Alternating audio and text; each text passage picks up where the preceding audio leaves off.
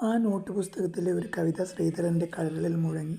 അമ്മുക്കുട്ടിയെ ആദ്യമായി കണ്ടുമുട്ടിയ ആ സായംകാലം കോളേജ് പഠിത്തം മിക്കവാറും നിർത്തി.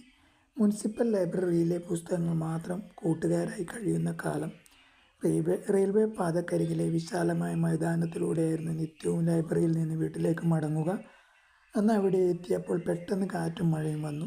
ചെരിഞ്ഞുകുത്തി ചീറിപ്പുളയുന്ന കാറ്റ്, വെള്ളിമുള്ളുകൾ പോലെ ചിതറിത്തെറിക്കുന്ന മഴത്തുള്ളികൾ.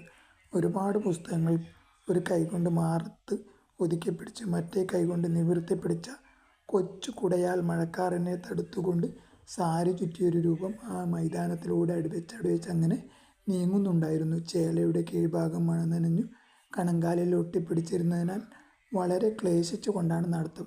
കാറ്റ് പെട്ടെന്ന് തിരിഞ്ഞടിച്ചു. ആ കൊച്ചു കുട അവളുടെ കയ്യിൽ നിന്നും ഒരു പട്ടം പോലെ ആകാശത്തേക്ക് പൊങ്ങിപ്പോയി.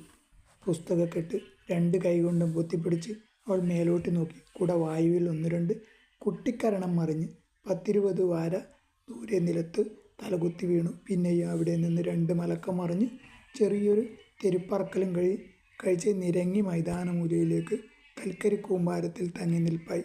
ശ്രീധരൻ ഓടിച്ചെന്ന് കൽക്കരിക്കൂനിൽ നിന്നും കുട പൊക്കിയെടുത്ത് കസർത്തുകൾക്കിടയിൽ കുടയുടെ വാരിയെല്ലുകൾ 4-5 ഒടിഞ്ഞു പോയിരുന്നു.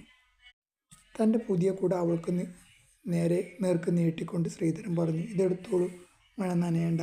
അവൾ മടിച്ചു, ശങ്കിച്ചു. പിന്നെ ശ്രീധരൻ്റെ മുഖത്തേക്കൊന്ന് നോക്കി കുട വാങ്ങി വീണ്ടും ശങ്കിച്ച് നിൽപ്പായി. "കുട നാളെ കിട്ടിയാൽ മതി." ശ്രീധരൻ അവളെ ആകപ്പാടെയൊന്ന് നോക്കി ആത്മഗതം എന്ന പോലെ പറഞ്ഞു. അവൾ മുഖവും താഴ്ത്തി നടന്നു. ആ പെൺകുട്ടിയെ മുമ്പ് കണ്ട പരിചയമില്ല.